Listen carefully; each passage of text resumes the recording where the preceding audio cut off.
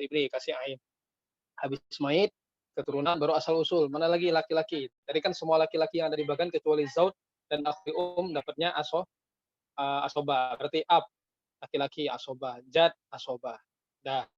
Kemudian yang keempat tiga saudara. Nah, dari sekandung dulu baru sebapak baru seibu. Saudara sekandung, oh akhun syakik berarti dia asoba karena dia laki-laki. Akhun li'ab, oh asoba karena dia laki-laki.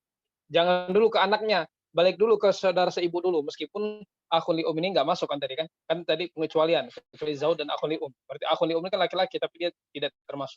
Tapi arahkan dulu peserta itu ke akhun li'um. Kan kita ini training per trainer kan mau mengajar lagi. Jadi kita arahkan dulu ke ukhuwah li'um, meskipun akhun li'um ini dia tidak termasuk bagian asoba, meskipun dia laki-laki. Ada pengecualian.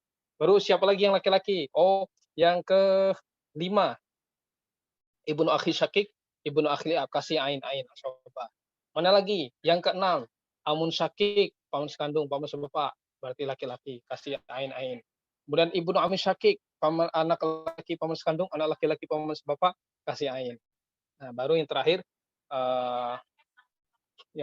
laki-laki mu'tik. Nah, mu'tiko nanti dulu kan, mu'tiko itu perempuan. Mu'tik itu artinya laki-laki yang memerdekakan budak, misalkan Jarini memerdekakan budak. Budaknya misalkan Mbak Jarini memerdekakan budak, budaknya laki-laki ataupun perempuan misalkan. Nah, maka Jarini itu disebut dengan mu'tiko karena Jarini yang memerdekakan budak. Nah, mu'tiko perempuan yang memerdekakan budak, mu'tik laki-laki yang memerdekakan budak.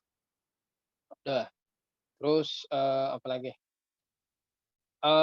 Selanjutnya rumus yang pertama tadi zaud zauja, rumus yang kedua semua laki-laki yang ada di bagan kecuali akhul li'um dan zaud dapatnya asobah.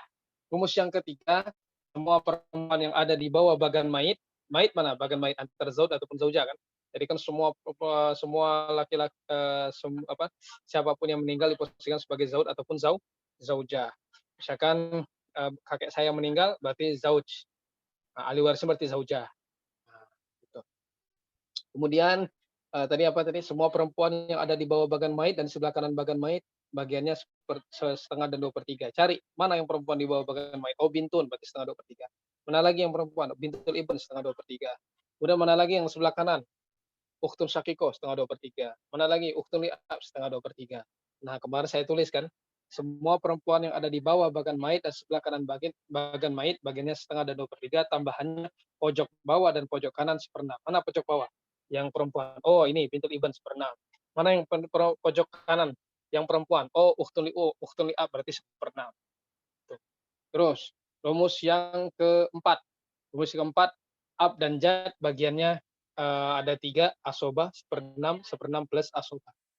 Rumus yang ke berapa?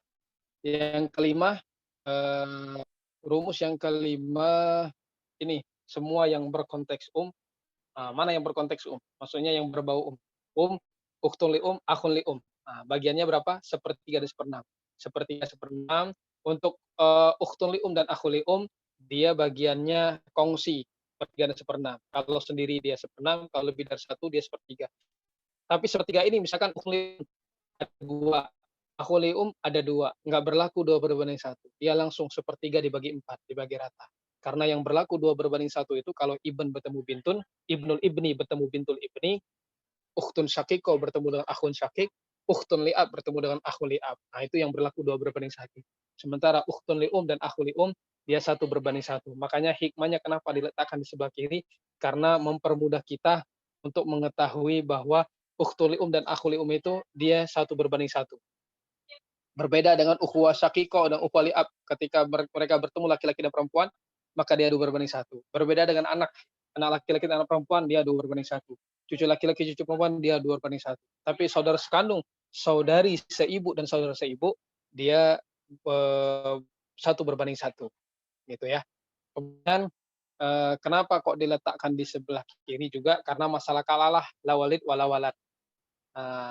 Jadi kalau seandainya anak laki-laki ini ada anak laki-laki, maka semua saudara sekandung, semua cucu, semua paman nggak dapat sama sekali. Tapi kalau ada anak perempuan masih ada dapat saudara sekandung, saudara sebapak.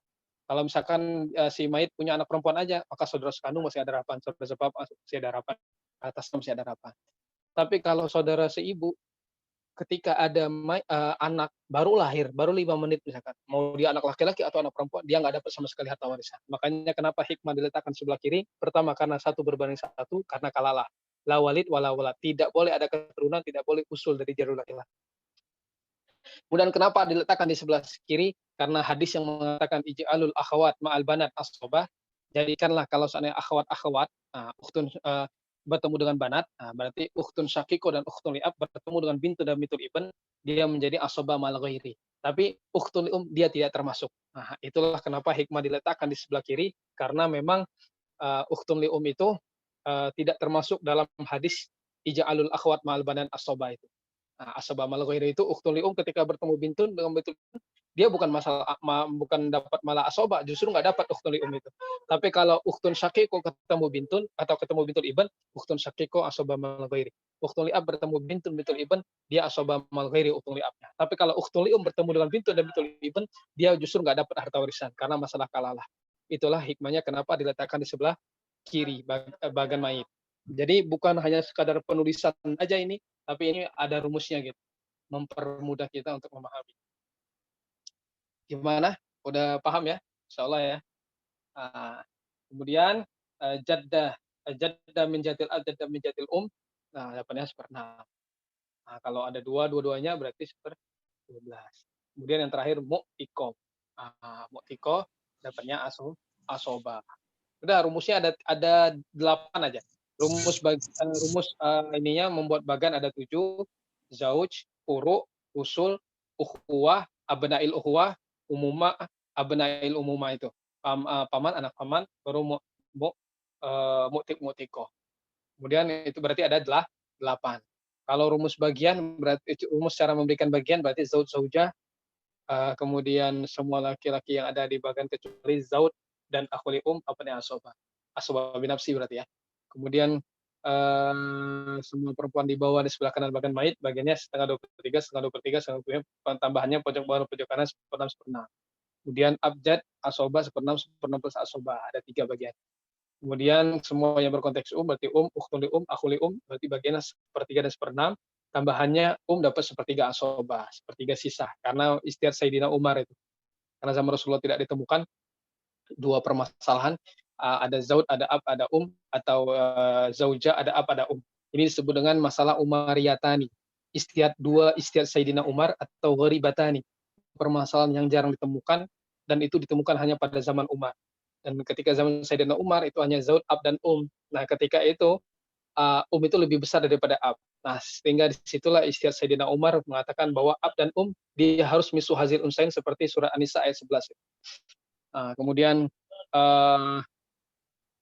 zauja, ab, dan ketika zauja, ab, dan ternyata itu lebih besar juga daripada ab.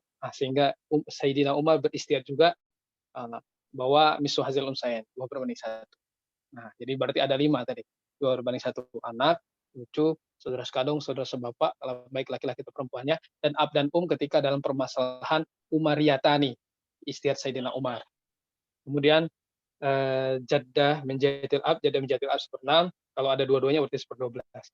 Dan mu'tiko terakhir. Sudah, itu saja. Gimana, udah lengkap? Kalau sudah kita mulai. Ya, hampir semuanya sudah hadir. Oh, udah hadir? Alhamdulillah. Bentar, saya cek dulu. Anis mungkin bisa anaknya sedang demam, Ustaz, jadi belum bisa ikut pelatihan. Oh iya, ya nggak apa-apa. Berarti kita udah paham ya tadi ya rumusnya. Berarti rumus cara memberikan bagan, cara membuat bagan itu ada 7, ada 8. Pertama itu mayit, siapapun yang meninggal diposisikan sebagai zauj ataupun zauja. Yang kedua furu, yang ketiga usul, yang keempat 3 saudara, terus kandung saudara sebapak letakkan sebelah kanan, saudara ukhuwah oleh letakkan sebelah kiri. Kemudian abnail ukhuwah berarti yang kelima ibnu akhi syakik, ibnu akhi li'ab. Yang keenam paman berarti amun syakik, amun li'ab, paman sekandung, paman sebapak. Kemudian ibnu ami syakik, ibnu ami li'ab. Terakhir mu'tiko. Kalau rumus cara memberikan bagian berarti zauj zauja, zauj setengah dari 1/4, zauja berarti 1/4/8, karena dia ini ya imro'ah, mar'ah. Berarti mar'ah itu lebih kecil daripada rajul. Kemudian semua laki-laki yang ada di bagian kecuali zaud dan akhul bagiannya asobah, namanya asobah binafsi. Kemudian rumus yang ketiga, semua perempuan di bawah dan sebelah kanan bagian mayit, berarti mayit itu zaud ataupun zaujah, bagiannya setengah dan 2/3. Maka yang perempuan bintun ibn. Mana perempuan sebelah kanan ukhtun syakik, setengah 2/3, setengah 2/3, setengah 2/3. Tambahannya pojok kanan dan pojok bawah 1/6. Oh, mana pojok bawah? Oh, bintul ibn 1/6. Mana pojok kanan? Oh, ukhtul ab berarti 1/6. Kemudian ab dan jad bagiannya asobah 1/6 plus asobah. Kemudian yang berkonteks tadi bagiannya sepertiga 1/6, tambahannya 1/3 asobah. Jad dan mijatil dapatnya 1/6. Kemudian terakhir adalah mu'tikoh. Udah, berarti rumus cara membuat bagan ada 8, ya kan? Ada 7, ada berapa? 1, 2, 3, 4, 5, 6, 7, 8. Ulangi, Ustaz. Baru hadir. Siapa ini?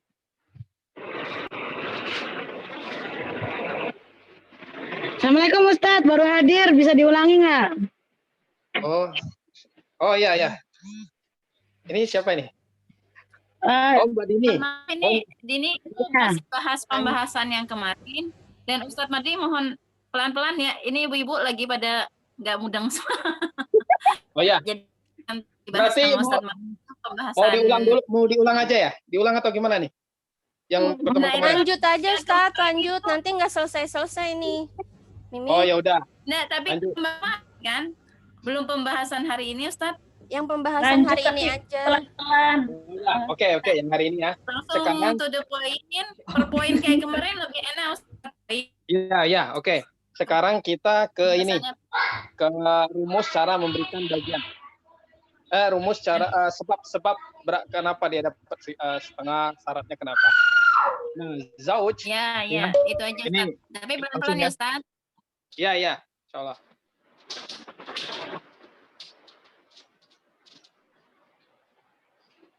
Aduh, bentar ya.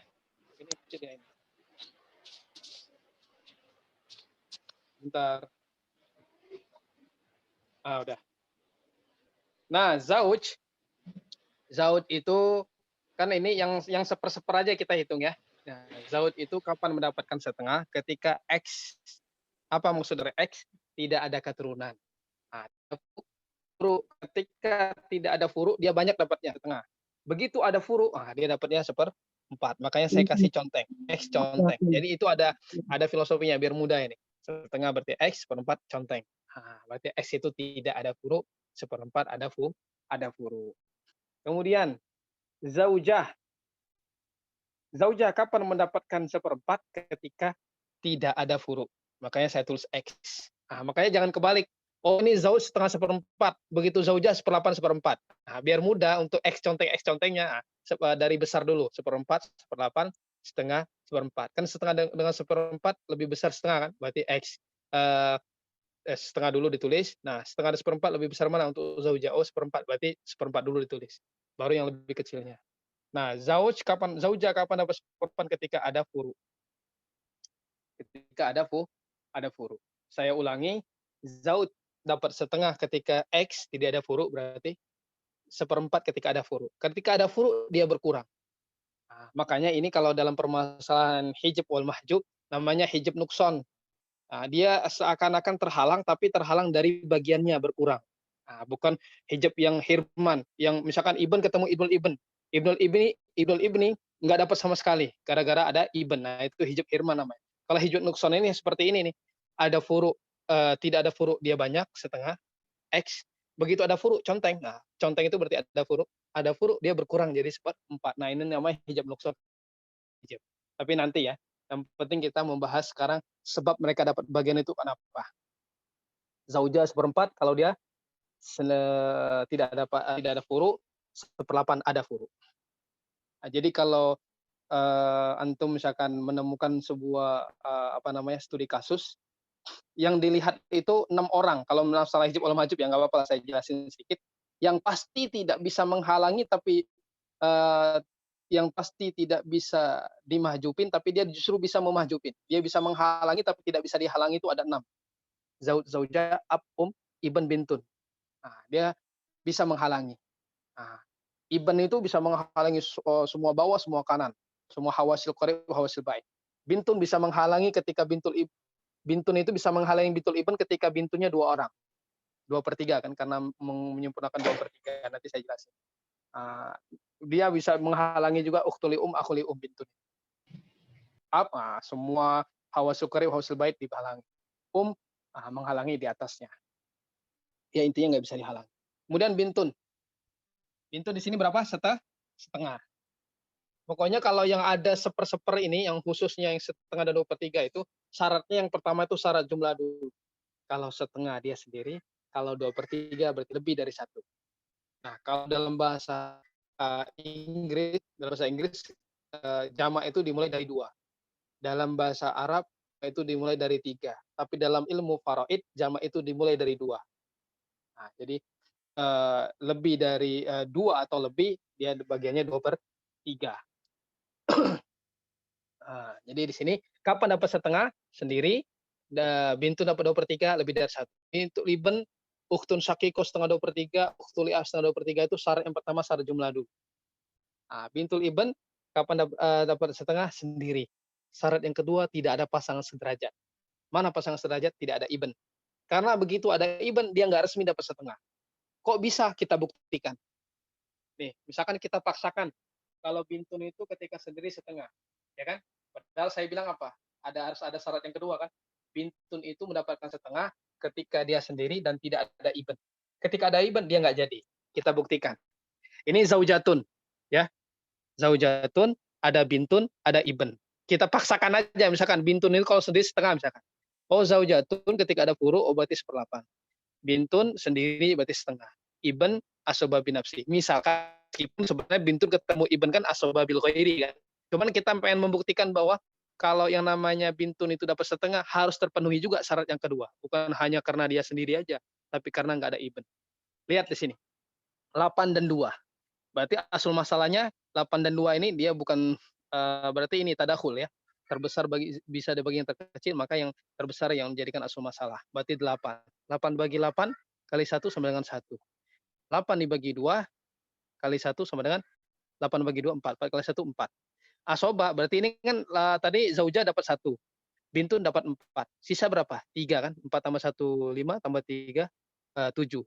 Kalau kita lihat bintun ketika dia dipaksakan setengah ketika dia sendiri sekalipun ada ibn, dia dapatnya 4. Ibn dapatnya 3. Seharusnya